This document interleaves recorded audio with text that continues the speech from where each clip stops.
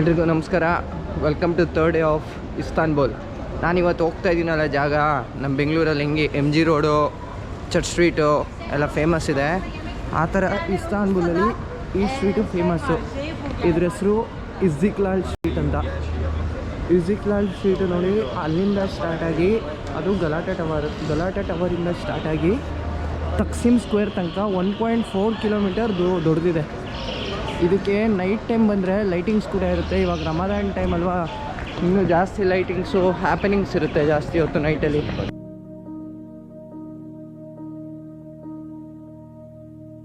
Sweet ಶಾಪ್ಗಳೆಲ್ಲ ಇದೆ. Turkish delight, Turkish baklava, Turkish tea ಪ್ರತಿಯೊಂದು ಇಲ್ಲಿ ಸಿಗುತ್ತೆ. ಇಲ್ಲಿ ಕ್ಯಾಪ್ಟನ್ ಕ್ಯಾಂಡಿ ಅಂತ ಶಾಪ್ ಇದೆ, ಕ್ಯಾಂಡಿ ಶಾಪ್ ಕೂಡ ಇದೆ. ಪ್ರತಿಯೊಂದು ಏನೇನು ಐಟಮ್ ಬೇಕು, ಐಸ್ ಕ್ರೀಮ್ ಹಿಡಿದು ಪ್ರತಿಯೊಂದ್ರದ್ದು every brand clothing items, fashionary items ಎಲ್ಲ ಸಿಗುತ್ತಿಲ್ಲಿ.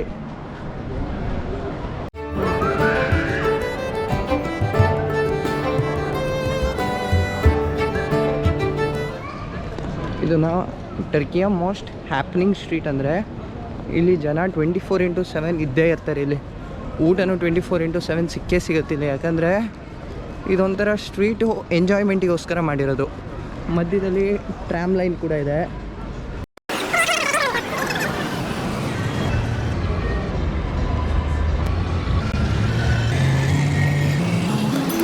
ನಾನಿವಾಗ ತಕ್ಸಿಮ್ ಸ್ಕ್ವೇರ್, ಇಸ್ತಾನ್ಬುಲ್ನ ಮೋಸ್ಟ್ ಬಾಲಿವುಡ್ ಫಿಲಮ್ಸ್ನ ಇದೇ ಜಾಗದಲ್ಲಿ ಶೂಟ್ ಮಾಡಿರೋದು.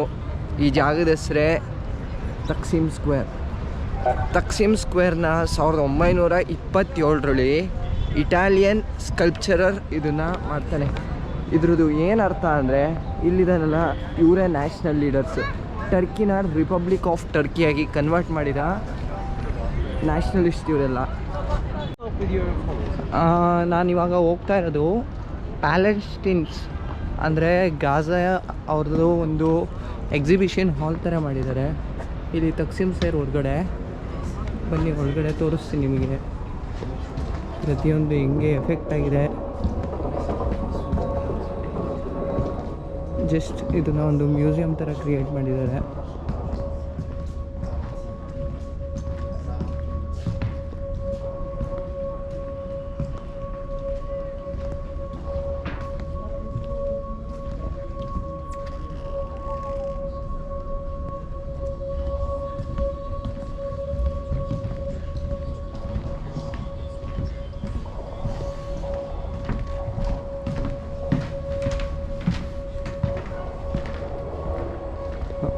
ಈಗ ರೀಸೆಂಟಾಗಿ ಯುದ್ಧ ಆಗುತ್ತೆ ಇಸ್ರೇಲಿಯನ್ಸ್ ಮತ್ತು ಗಾಜಾ ಅವ್ರ ಮಧ್ಯದಲ್ಲಿ ಪ್ಯಾಲೆಸ್ಟೈನ್ ಅನ್ನೋ ದೇಶ ಸಿಗಾಕೊಂಡು ತುಂಬ ಅನುಭವಿಸುತ್ತೆ. ಅದ್ರ ಬಗ್ಗೆ ಒಂದು ಚಿತ್ರಣ ಕೊಟ್ಟು ಇದು ಮಾಡಿದ್ದಾರೆ.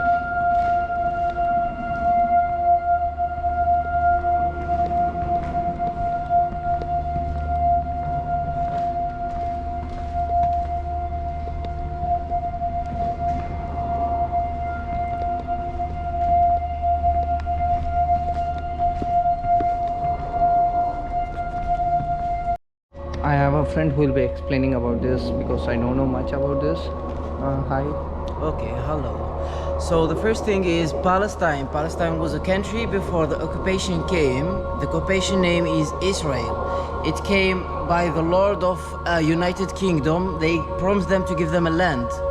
And this land is Palestine. So in 1948, Israel settled in this country, in Palestine, inside, and they want to colonize it. So one people, more people came from UK, from Africa, from Asia, a lot of countries, and they gathered in one place, one land in Palestine. Okay, and after that, United States and United Kingdom support Israel to occupy the country and take the land.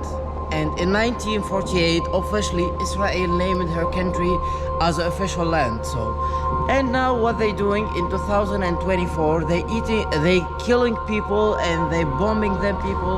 As you can see, flights and drugs and everywhere. So they destroy houses, they kill civilians, they kill children, old people, and all of that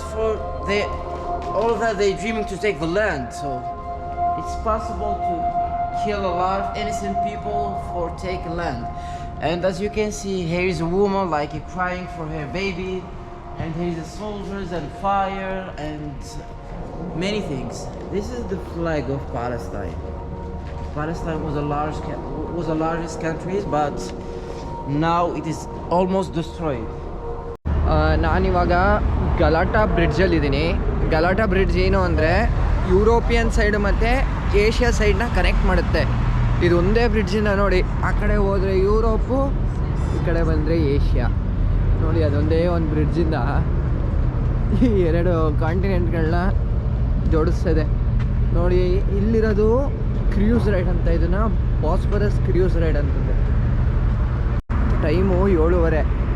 ನೋಡಿ ಇನ್ನೂ ನಮ್ಮ ಕಡೆ 5 ಗಂಟೆ ಇದ್ದಂಗಿದೆ. ಇನ್ನೂ ಕುತೂಹಲಕಾರಿ ವಿಷಯಕ್ಕಾಗಿ ನಮ್ಮ ಚಾನೆಲ್ನ ನೋಡ್ತಾ ಇರಿ. ನಾವು ಕನ್ನಡ ಬಂಡಿ ದೇಶ ವಿದೇಶಗಳನ್ನು ಹೇಗೆ ಸುತ್ತೋದು ಅಂತ ಹೇಳ್ಕೊಡೋಕೆ ಈ ಒಂದು ಮಾಧ್ಯಮ. ನಮ್ಮ ಚಾನೆಲ್ನ ಲೈಕ್ ಮಾಡಿ, ಶೇರ್ ಮಾಡಿ, ಬೆಲ್ ಬಟನ್ ಒತ್ತಿ ಸಬ್ಸ್ಕ್ರೈಬ್ ಮಾಡಿ.